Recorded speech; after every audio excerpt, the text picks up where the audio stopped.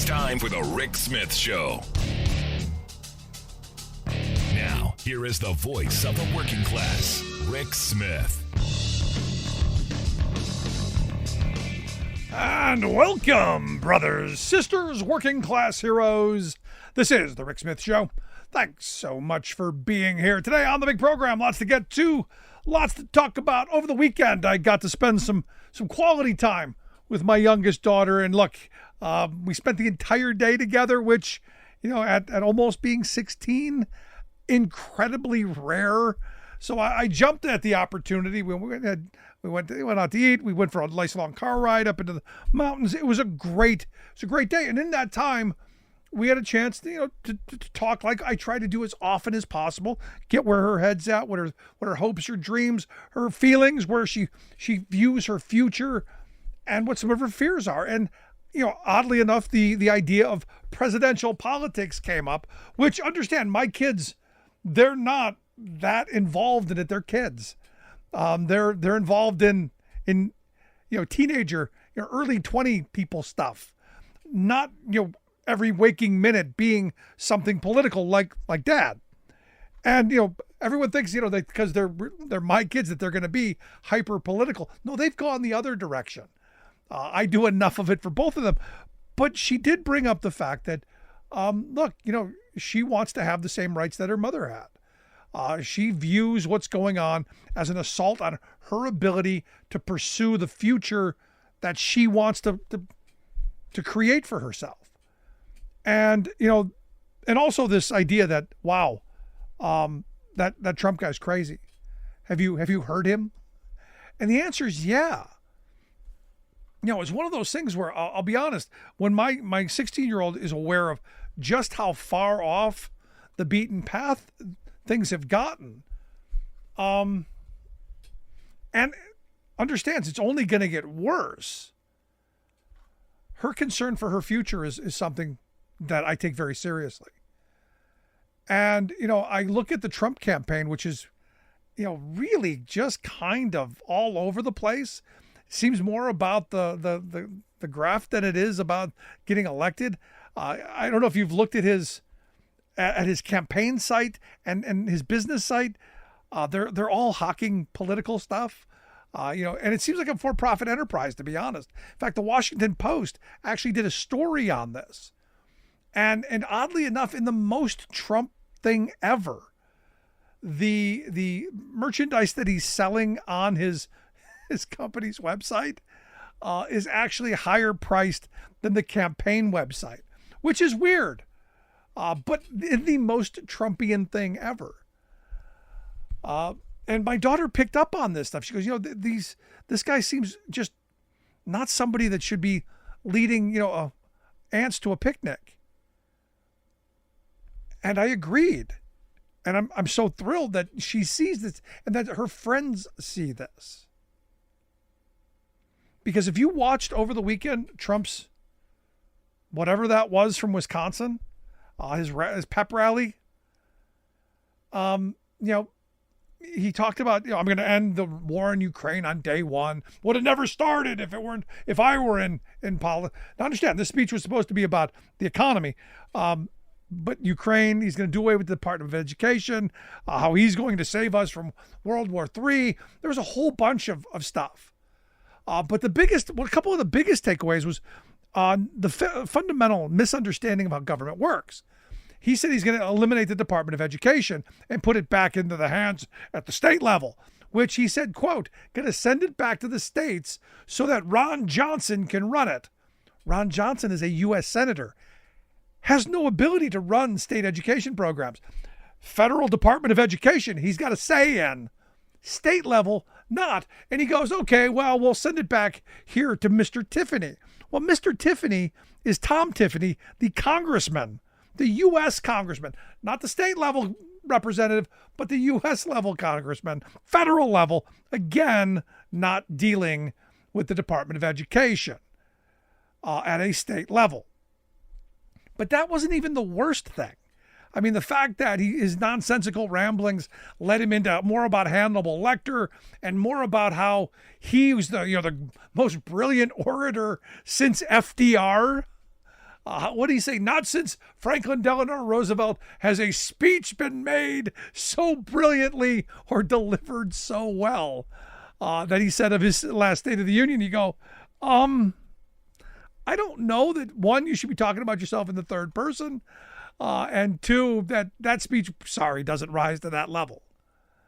He went on to talk about J.D. Vance. He said, I picked the best athlete. I could have picked anyone, he said. They would have been great, but J.D. has had an incredible life. I didn't know J.D. Vance was an athlete. Okay. And then he goes on about Al Capone. Claims that he's been indicted more than Al Capone, which isn't true. Capone was indicted at least 6 times, Trump just 4. But praising the fact that Capone was this horrible, murderous gangster, and that, if you didn't like him, you were just gone. This is a presidential speech.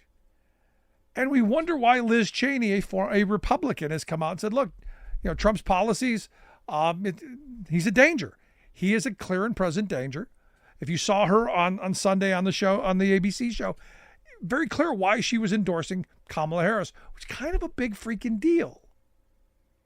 As she pointed out, those of us who are conservative, those of us who believe in the fidelity of the Constitution, have a responsibility and a duty to recognize this is not about partisan politics. And this is what I've been saying for a while. It's about saving the republic. It's about taking out someone who is a clear and present danger at the ballot box, the way we're supposed to. Interesting times that we live in. I want to hear your thoughts. Email me, rick@thericksmithshow.com. I'm going to take a quick break. When we come back, Sarah Burris from Raw Story going to be here to share some thoughts on the top stories of the day. Back after this.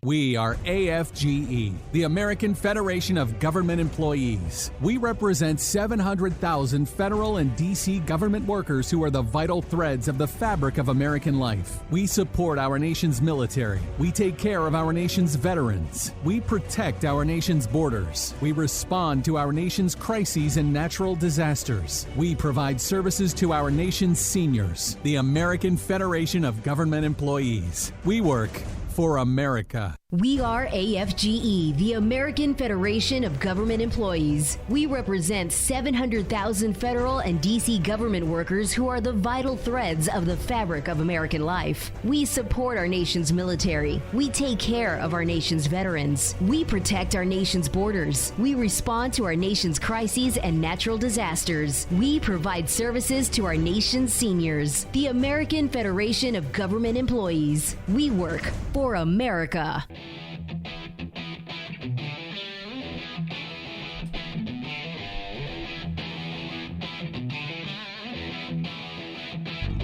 Welcome back to the Rick Smith Show. Now, here is Rick Smith. So on Friday, the Fraternal Order of Police, the FOP, they endorsed a felon. I kept seeing cops for crooks all over the place. Maybe dogs and cats can't sleep together. Who knows? And look, it sounds funny, but they did. They endorsed Donald Trump for president, a guy who was convicted of 34 felonies. So look, there might be hope. Maybe, or maybe not. Here to share some thoughts on, is this an important endorsement? Are we surprised by this endorsement? Our good friend Sarah Burris, she's a reporter over at Raw Story, rawstory.com, the website, if you want to take a look at the work that she's done. She got a story on this. Sarah, thanks for taking time for us. How the heck are you? I'm good. So, cops for crooks. Thoughts? Man, that's the saddest thing that I've ever seen. The first of the saddest things I've ever seen is, do you remember Michael Fanone? After all of that went down, everything on January 6th went down, and he and some of the other Capitol Police were basically rendered unable to work anymore. And he desperately was trying to get the FOP to come out and say something. At the very least, I remember one of the things he tried to do is get the FOP president to to stop all of the lies from the members of Congress about, a police officer shooting Ashley Babbitt when it was a Secret Service officer, and just stupid stuff that it should have been easy for him, right? Yeah. And the FOP wouldn't do it, and so I feel like the FOP really is not in it for the actual officers, or they're in it for some officers, but not all of them. And at the very least, they're in it for some of the most powerful criminals that they can find, or at least one. And it's sad. It's sad and it's pathetic, but frankly, it's not something that I'm surprised about. And speaking of crimes, what's the latest on Trump's hush money trial? I know there's some big news banging around. Yeah, so they have delayed the sentencing until November 26th. And it's sad, it's depressing. The reason for this is that Trump asked for it to be delayed, and the district attorney, Alvin Bragg, basically said, yeah, we understand if you would want to do it, and we won't really fight back if you do. Yeah, you should have pushed it off to January 6th. This way you could have had, What's the thing is like, it really removes Trump's argument that everything is political, right? Like, his whole thing is all of these cases are political. Everything's about the election. So having the sentencing after the election removes part of that. I don't know that necessarily it will matter, because I'm not sure that, people pay that close of attention, but here we are. Yeah. I mean, personally, I thought this should have been, a lot of these cases should have been pushed till after the election. And I know there's arguments on all sides of it. If he becomes president, it all gets quashed. And that's true too. But the appearance, he's used the appearance of impropriety as well as he was going to be able to, I think. Well, the thing I keep thinking is, if you compare it to what happened with Judge Chutkan in the 2020 case in Washington, she basically said, look, I'm moving forward with this because this is the timeline that I've presented. If you're running for office, that's not my fault. Yeah. That wasn't my suggestion. That's a good point. That was your decision. And what I feel like Judge Merchan did in New York is he said, I don't want to play politics with this. I don't want to have any appearance of politics. Thus, I'm going to take politics into account. And so that piece of it kind of, I get the need to remove politics from it, but then don't turn around and tell me that you didn't make a political decision, because that in and of itself is a political decision. No, I mean, there's no right answer here. I just don't think there is. Other than, and this is where a lot of people will come on, he broke the law. He should be treated like anyone else. No one's above the law, all of that stuff. Yep, we'll see where it takes us come November. I wanted to get your thoughts also on the fact that it seems, and this is weird to me, seems that Donald Trump can't seem to stop attacking E. Jean Carroll. Seems incapable of learning a lesson. When will he stop? Or does he like being sued?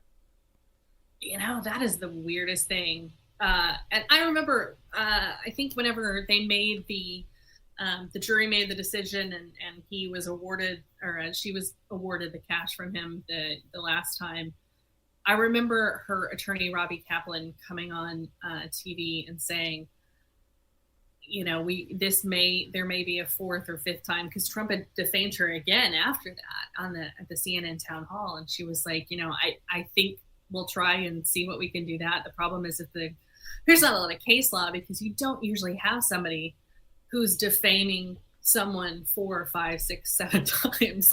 Generally they stop. Yeah, generally they run out of money or they run out of legal fees.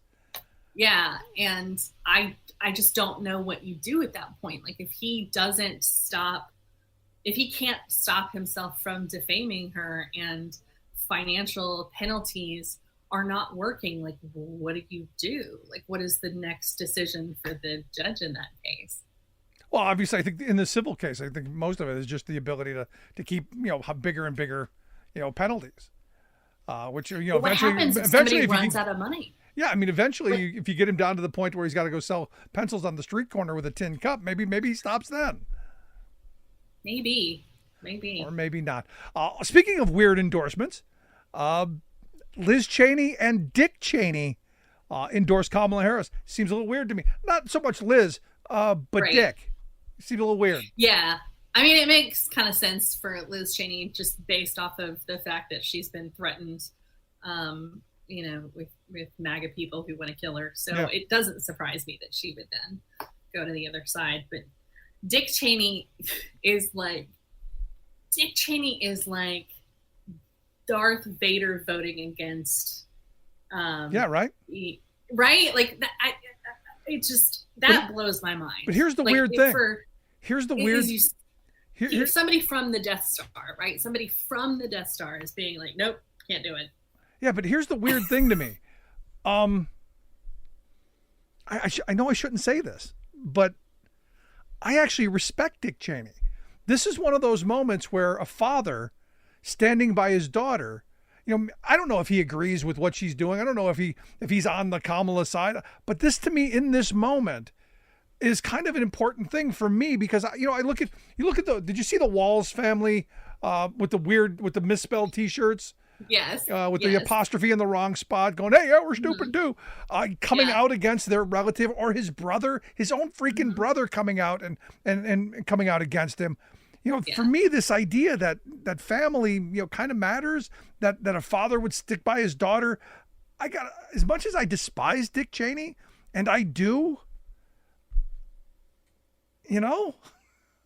Well, I think the big difference between the two of these is that Dick Cheney is still very close with his family, whereas Jeff Walz and Tim Walz are not very close. Like, they've been estranged for a long time. There's that side of the family that lives in Nebraska and his family who lives in Minnesota. And so, like, it doesn't surprise me as somebody who has some estranged family, right, that people would pick their politics over their family. I do think it's weird in the sense that generally you wouldn't want to bring attention on yourself. Like, to me, that's the thing, is to be like, I don't want, I may oppose this person or feel estranged from my family, but I'm not gonna say woo over here, because it just seems Or air your dirty laundry in public, as my grandmother said, keep your behind out of the street. And that's part of it. But put it also on a T-shirt. Right? And make sure you have a spell checker. Yeah. But, for me, and I was talking about this with my younger daughter, as I said earlier,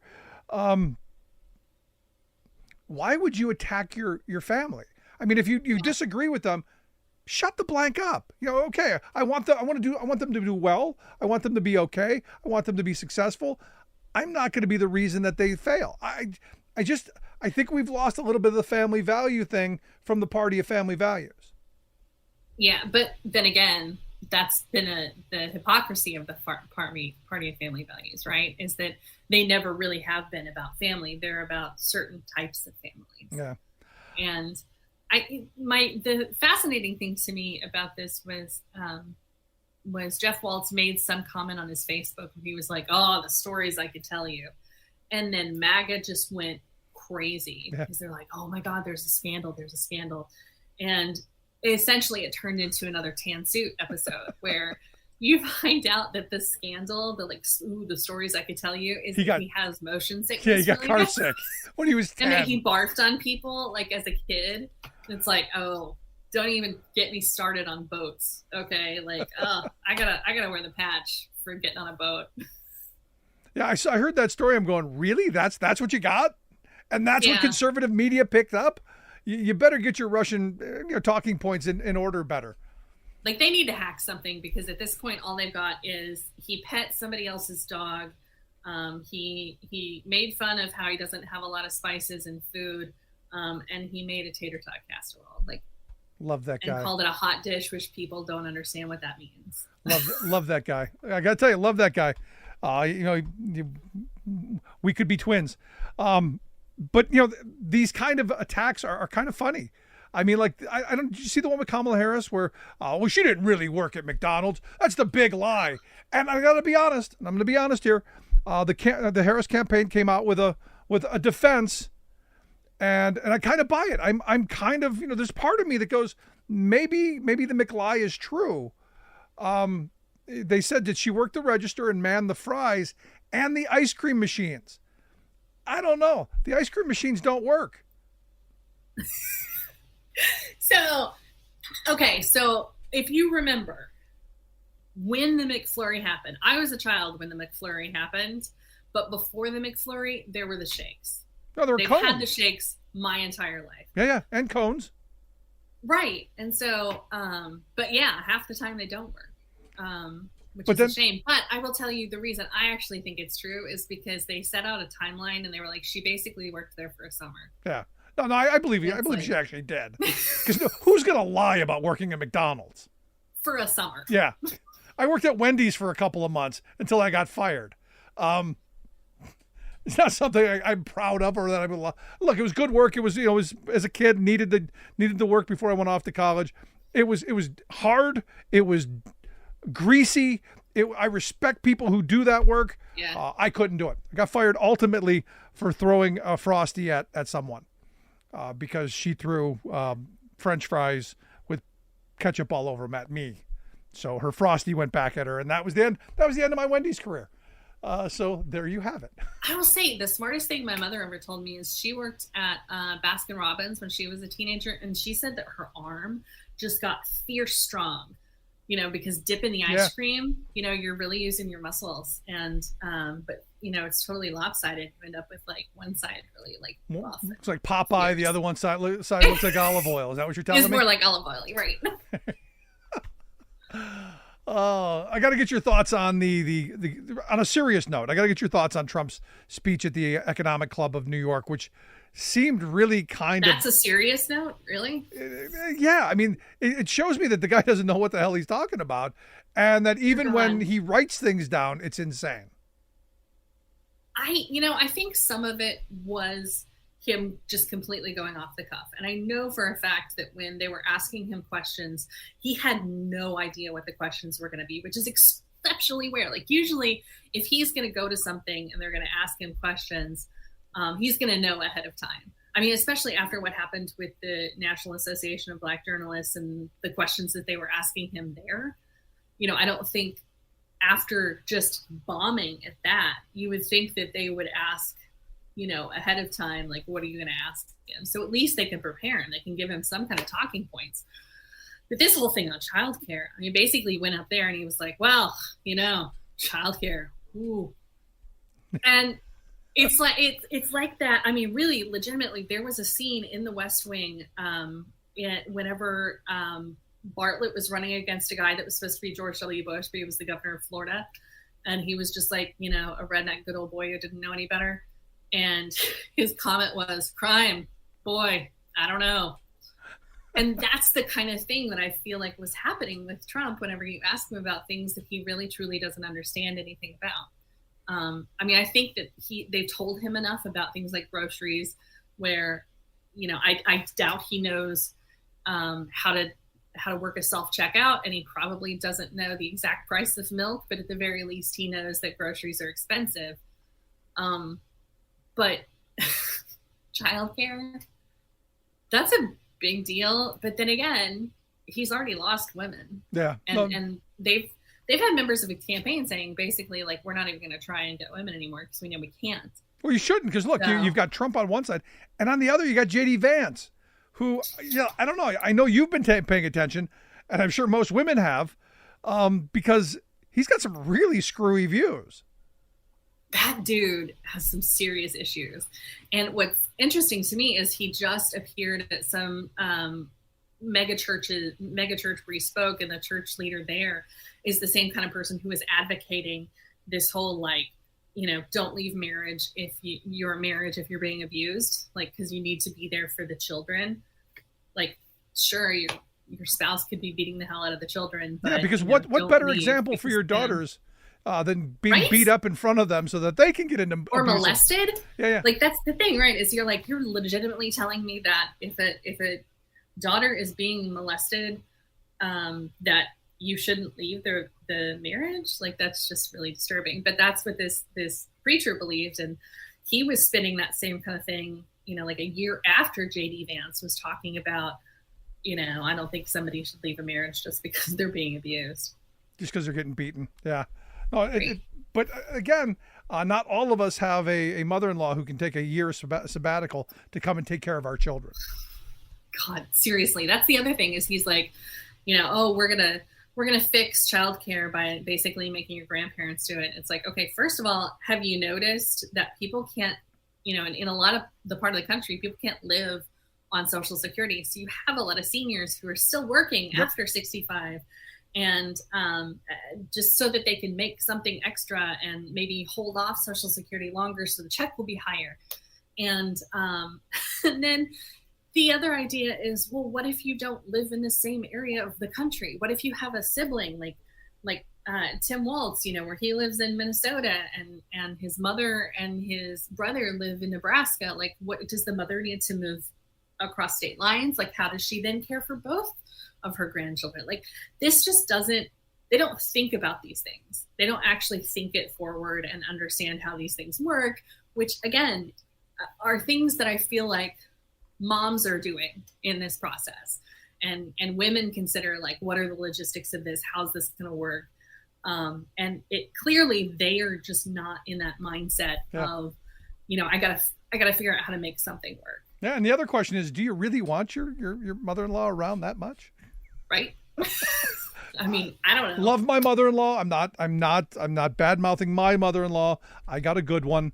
But I do know people who aren't as fortunate as I am. I think I saved myself there. No, because look, I mean, I would love to live in this Walton's kind of world again, but we're just not. Yeah. That's not ever going to happen, and it's not something we should try and legislate either. This is a big country. This is a very, very large country. The idea that, like, my mother's 1,000 miles away, 1,200 miles away. How's that supposed to work? Right? Well, then don't have kids. Right. Mm. Oh, that's right. Then you would be a childless cat lady. Oh, wait a minute. You are a childless cat lady. Well, to be fair, the cat is my roommate's. So. Okay. Well, there you go. You're the roommate of a childless cat lady. There you go. Good for you. I'm just a Swiftie, personally. Oh, well, now you've hit on every cylinder of crazy, according to them. And that is a good place to leave this. Sarah, as always, incredible stuff. I hope people take a look at the work that you do over at rawstory.com, the website. Sarah Burris, thanks so much. Thank you. Everybody have an awesome week. I want to hear your thoughts. Email me, rick@thericksmithshow.com. Should we be creating legislation based on old TV shows like Leave It to Beaver and the Waltons? It looks like J.D. Vance and his world want to. Want to hear your thoughts? Email me, rick@thericksmithshow.com. Right back.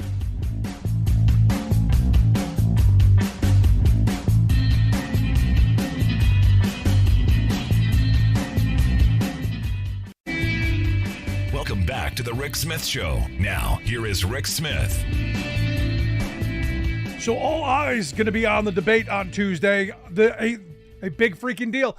I predict this is going to be the most watched debate, at least of my lifetime. This is going to be a make or break, I think, on both sides. I think the Trump campaign, they need this. The bar is going to be very low for Trump, as we always have a very low bar. If he shows up somewhat sane, somewhat rational, doesn't go off on too much crazy conspiracy theory, there are going to be those, look, he won. I think the bar much higher for Kamala Harris because the expectations for her are much higher. The fact that she was a prosecutor, the fact that she can string a couple of sentences together, I think much higher. But here to share some thoughts on, well, what we could expect from debate night. I've asked our good friend, former Ohio Congressman and political analyst Bob Ney to come share some thoughts. Bob, thanks for taking time for us. Thank you, Rick. So you've done these debates throughout your career. You've seen a lot of presidential debates. How's this one rank? How big is this? Well, ditto on how you opened up your show. This is number one in the last 60 years. This is it. This is going to be the most watched debate, I believe, number-wise, people-wise. But on top of it, it's one of the most important debates because of the, shall I say, uniqueness or weirdness of this election, obviously. And we're not in a regular, normal path election where we had a president step out of the election. We had the VP go in. You have Donald Trump. I mean, the whole scenario of the last 4 years. So this one is big. And I also agree with you that as far as Trump showing up, let's look at the last debate he did. And he has one thing about Trump, he's debated how many times now with Clinton and Biden, et cetera. And he showed up at the last debate. He was a definite restrained Trump versus the regular Trump.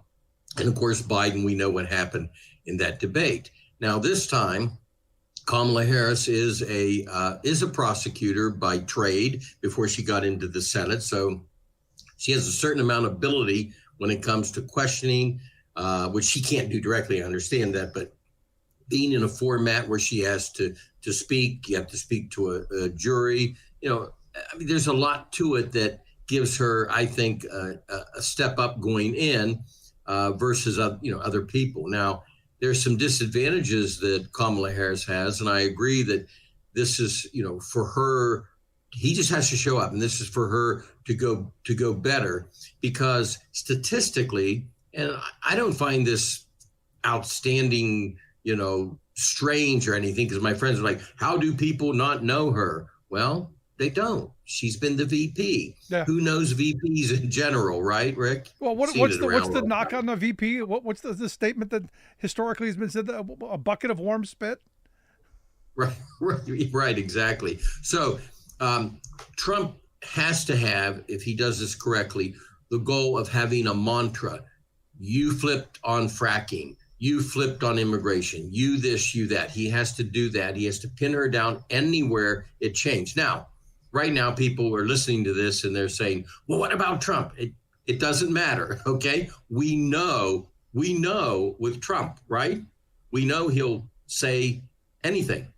But with Harris, she has to be defined, because when she walks out of there, if she's not defined, the Trump campaign will define her as a liberal, way to the left of everybody else, person who flips on everything. You can't trust her. And they're going to nail her into the Biden administration. That needs to be Trump's goals. Now, can he stay disciplined to do it? Yeah, I don't know, any more than any other person. So for Kamala Harris, she has to keep on target. And then, of course, the microphones are shut off, which has been agreed to by both sides. Neither candidate can question each other. On the Trump side, Rick, this is a biggie. This is not Joe Biden. This is Kamala Harris. And what Trump cannot do, be it verbally with split screen or in any other way, he cannot become, this is my thinking. Tell me if I'm wrong, Rick. He cannot become overly aggressive with her, because it's not going to come off well. It's not going to look good. And then, anything left of what he wants of the female vote would be in jeopardy. Well, I don't think he's going to get any of the female vote. I think he's lost that, and I think the campaigns thought that. But I don't think he's going to be able to do what he did to Hillary Clinton.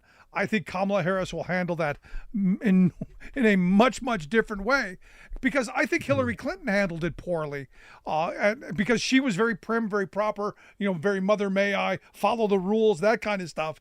And he kept, you remember him walking around her and that stuff. I think Harris would be very, very different, a very different reaction. Yeah, she had a different reaction with Pence when she debated him. I'm speaking. Yep.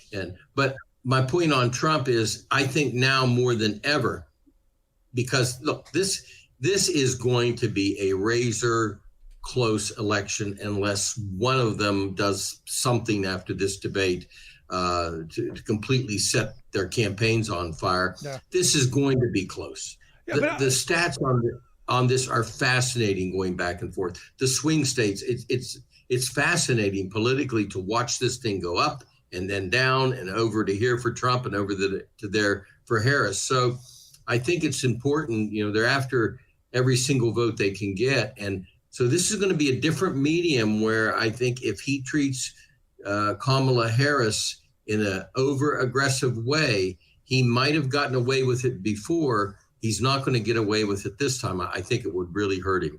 No, I'm with you on that. Absolutely.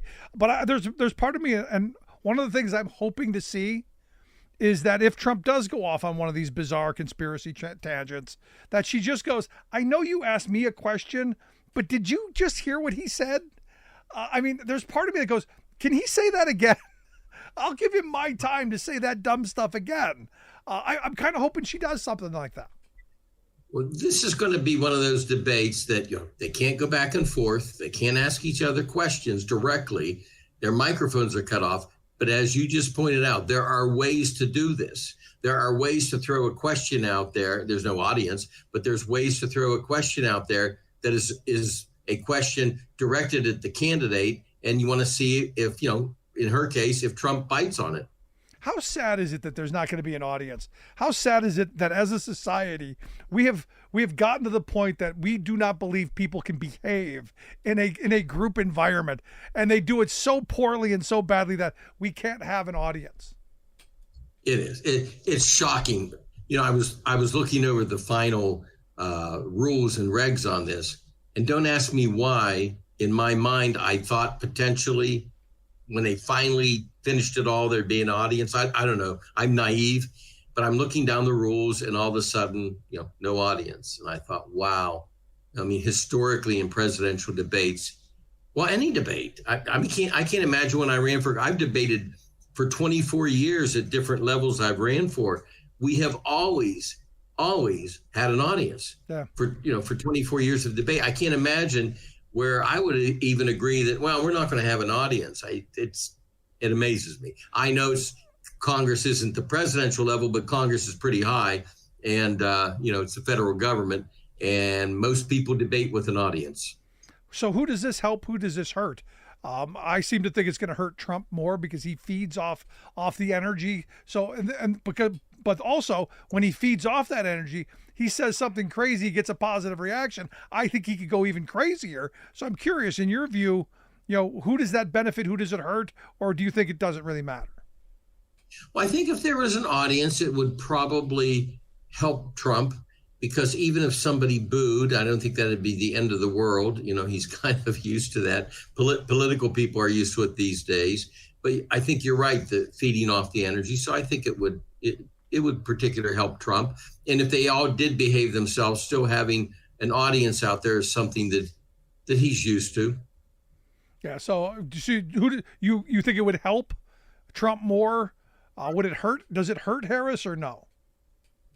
I don't think it hurts Harris. No. Okay. I mean, she still has in her DNA the prosecutor role, where you're in a small setting, you're in a courtroom, you're putting together the plan to go after the person. So she still has that as part of her. So I think the debate format will be okay. She did good against Pence. I mean, let's look at that debate. She did quite well against Pence. So the other question that keeps coming up in my mind, will this be about policy? Will we have any idea of the direction people are going to want to take? Or is this just going to be attacks? Will it be meandering and rambling and low blows and the kind of stuff that we've become accustomed to with Trump? Or will there be some kind of, hey, this is how I'm going to make your life better? Well, this is what was in my mind. Just as you asked this question, I'm nodding because it was in my mind. Two aspects. One, how will the candidates, react to that? If anybody will go astray of the policy and get into hits, it'll be Trump. We know that. Harris will restrain herself. Now, she's not going to be a wallflower or a doormat you can walk on, but she will. If she snaps back like she did with Pence, she'll go right back into the issue. Now, that's her forte. Trump, if anything, if it happens, and I think he'll be restrained to a point. I think they've warned him. But if anything happens towards hitting at another candidate, it's going to be Trump. Now, here's the second part to this. I hope, and I'm being probably completely idiotically naive here, I'm hoping the moderators do not go into the, are you half black? Are you, half Indian? What about your felony? The whole world, knows about these things. I hope that the moderators do not spend time on that type of thing. No, this is where I was going to ask you, the last line of questioning on this is the moderators. Will they fact check in real time? Because Trump got away with a lot of nonsense during the first debate because nobody pulled him back on it. And it is these questions. This is why I asked, will it be about actual policy, or will it be about, the clicks and views that they hope to get out of the stories that come out of the answers? I think that part's going to be up to the most part for the moderators. If they, because the way this runs, there's no opening statements. There is a closing statement. A question is asked. Each person has 2 minutes. Then there's another minute to rebut. And then under special circumstances, 1 more minute. Somebody who said something else that was not related, another minute for one of the candidates. But I think it's up to the moderators to, lay out. If they want to ask a couple of questions that I'm going to put in the personal category for either Harris or Trump, fine. Maybe one question. But if they start down this whole salacious path, the sexy part of politics, as we call it, the horrid part, but if they start down there, they need to get into a lot of issues out there. So I hope the moderators can set the tone that this is going to be an issue debate. Last bit on this, the moderators were one part. Any predictions? I mean, we ramp these things up like heavyweight fights. Thoughts? After the last debate, I don't know. It's a coin toss. I mean, it's why we tune in. It's why we're going to tune in. It's why it's going to be a record turnout. This one, I literally don't know. Now, I like what you said originally about the bar being lower. If Trump goes in and just doesn't go, all over the place and yelling and things, if he does that, he automatically is coming out of the debate with a, okay move. Harris has to come out of the debate. It's more incumbent upon her to come out with a, not that she did equal, that she did a little better. Now, that doesn't mean she would lose the debate. So, the debate may come out a bit of a wash. I don't know, but I can't predict them anymore. This has just been a weird year. Again, I think all of it is dependent on which Trump shows up. And we'll see. Yeah. I got to get your thoughts on this continuing resolution before you go, because there's a potential of a government shutdown. Is that possible in this moment? Well, I actually lived and was alive in a lifetime in Congress, Rick, where we actually did budgets, believe it or not. Yeah, we did them. Yeah, you're a relic of the past. I'm a relic. And of course, I was with other relics. Steny Hoyer, Democrat, Alan Mollahan from West Virginia was a Democrat on the Appropriations Committee. And we got together. You could do tons of amendments. You went through all the items, and then eventually you had to pass, at that time, I think it was 11 or 12 appropriation bills. It might have changed now over time. So technically, that's the budget process. If any member of Congress goes back to the district and says, we passed the budget, no, they're passing continuing resolutions. Now, technically, in a continuing resolution, you're adding a little bit of money. Usually politically, this is how it runs. You add a little bit to make Lindsey Graham and the Republicans salivate in defense spending. Then you'll add a little bit for domestic spending to make the Democrats happy. And then you pass this, kick the can down the field to whatever month ahead or the next year, whatever you're going to do. Now, this continuing resolution, the Freedom Caucus, how many are left in that? Is there over 5? Yeah, I don't know. They keep kicking them out. They kicked Marjorie Taylor 3 names out. Think about that, okay? So the Freedom Caucus is coming up, and they want the Speaker, Johnson, to put the SAVE Act in. Now, remember, they could still make a motion to vacate his seat, which would be complete political suicide, but they could still do it. So there's always this threat. So the SAVE Act would be proving you're a citizen of the United States.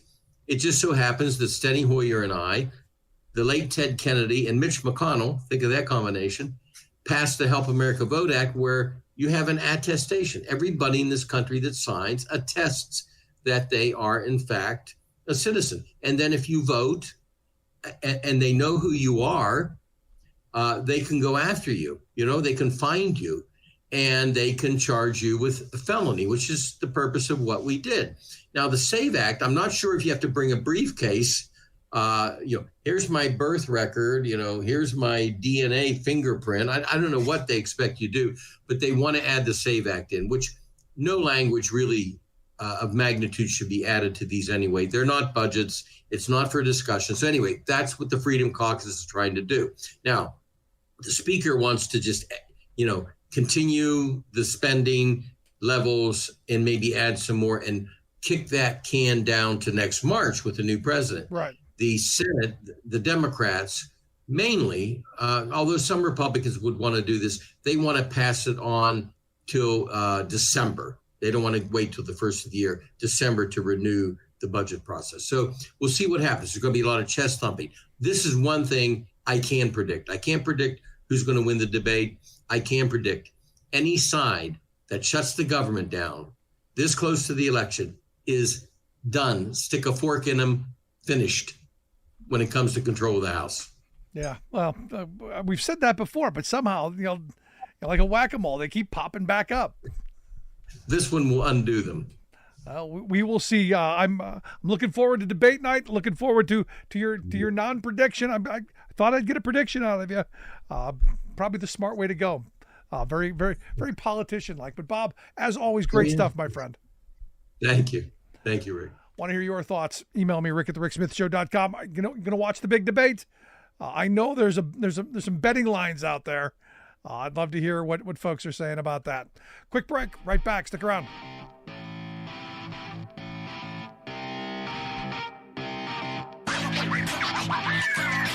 I'm Rick Smith, and this is Labor History in 2. On this day in labor history, the year was 1919. That was the day that the Boston police went out on strike. The police in Boston had not had a raise for over 6 years. They worked long shifts, sometimes even more than 80 hours a week. The police force was predominantly Irish. Many had served as U.S. soldiers in World War I. Fed up with their working conditions, the police formed a union and joined the American Federation of Labor. Boston's police commissioner, Edwin U. Curtis, refused to recognize the police union and fired 19 police officers for their organizing efforts. In response, the new union voted overwhelmingly to support a walkout. More than 1,100 police officers voted to strike, with only 2 voting no. Across the country, newspapers made dire predictions about the collapse of law and order in Boston. While there was an upsurge in crime due to the lack of police on the streets, the press wildly exaggerated what was happening in the city. Newspapers ran stories about gangs running wild with rioters and communists attacking women, fueling Red Scare fears. The entire labor movement came under attack. Massachusetts Governor Calvin Coolidge declared, quote, "There is no right to strike against public safety by anyone, anywhere, anytime." This hard line against the striking police helped propel him to the national stage and eventually to the Oval Office. The striking policemen were fired and replaced with unemployed World War I veterans. In response to the national outcry over the strike, the American Federation of Labor revoked the charter for other police unions. The Boston police strike is the subject of the page-turner The Given Day by author Dennis Lehane. A fictionized account of the events surrounding the strike, the novel follows the experiences of one Irish policeman during this tumultuous time. You're listening to The Rick Smith Show, where working people come to talk.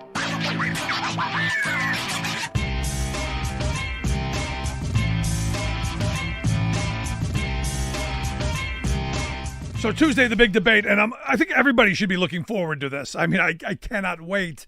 It will be in Philadelphia, Pennsylvania, at the National Constitutional Center, hosted by ABC News. And look, this is the bar, like I said, very high, I think, for Kamala Harris, very low for Donald Trump, which is interesting. The more I think about it, the bar seems always low for Republican candidates. If they can just, string a sentence together or not say dumb stuff or not trip. It seems like the bar is always lower for the Republican candidates. You remember the Bush years? I mean, I think they just laid the bar on the ground. But going back real quick, the person who said that the vice presidency amounted to what? Nothing but a warm bucket of spit. was Cactus Jack Garner, John Nance Garner, who happened to be the 33rd Vice President of the United States, with Franklin Delano Roosevelt from 33 to 41. And look, you don't remember the vice presidents that much unless they do something, like spell potato wrong, something like that. Now,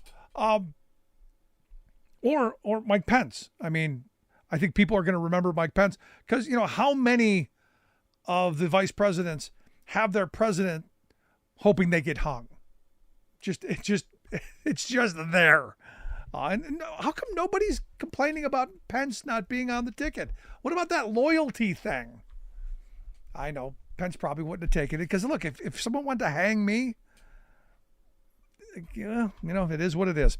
But I hope everyone on Tuesday gets their bingo cards out because this kind of turned into a thing. It's it's such a thing now that even the League of Women Voters have their very own bingo card. Now, of course, they're on the higher-minded end of things. Will they talk about women's rights? Will they talk about higher education, jobs, the Supreme Court? Things like that. God, the flag. Will they talk about the right to vote and housing? Very much on an issue-based, policy-minded position. Then there's the other side of, will Donald Trump devolve into his normal, vocabulary of abuse and attacks? Will he bring up the fact that will he again question whether she's black or not? I mean, that's one of those things you go, really? Why would you choose that?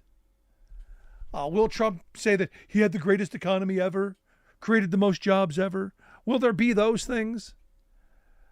And how often will he accuse her of being the most liberal ever?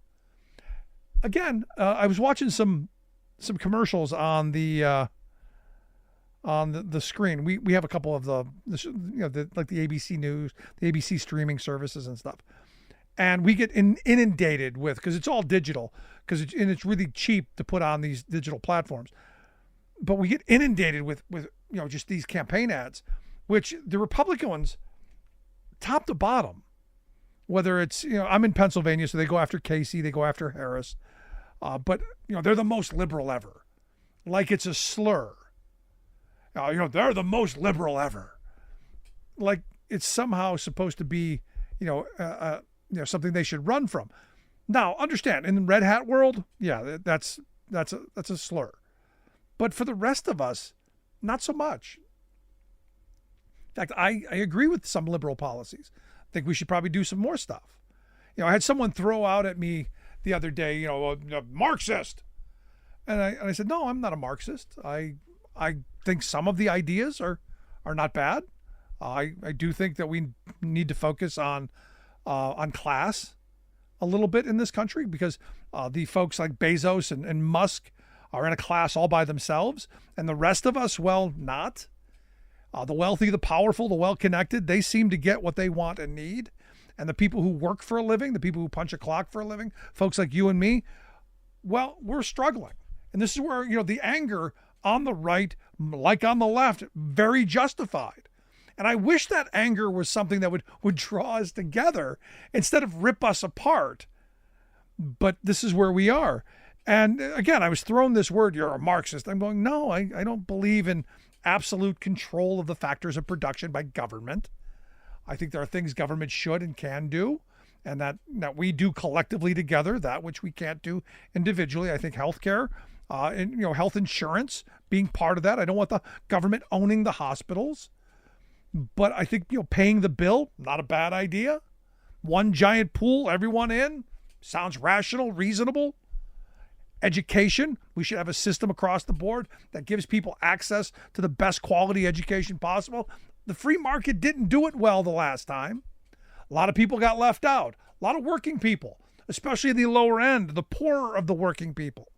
And then they stayed poor working people, which is kind of the plan, which is why you have these rich people out there going, hey, let's destroy public education. So I guess, is that going to be on the bingo card? Destroy public education. Get rid of the Department of Education. Put Elon Musk in charge of that too. I guess this is the question.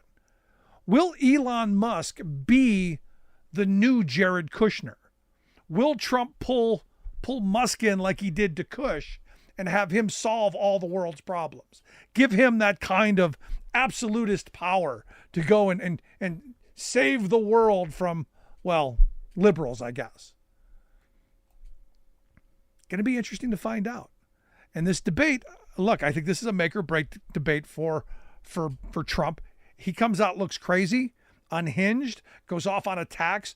I think he loses a small portion of his base because I think they're tiring of the same shtick. But if he shows up sane, rational, she's going to really have to do a knock-up job because, as I said, I think the bar is really, really high for her to do well, to come out of this with a W. I want to hear your thoughts. You going to watch the debate? Email me, rick@thericksmithshow.com. Miss any portion of the program? Make sure you grab the podcast. Wherever you get your favorite podcast, you'll find ours. To the Rick Smith Show. Email Rick at rick@thericksmithshow.com. Until next time, this has been The Rick Smith Show, where working people come to talk.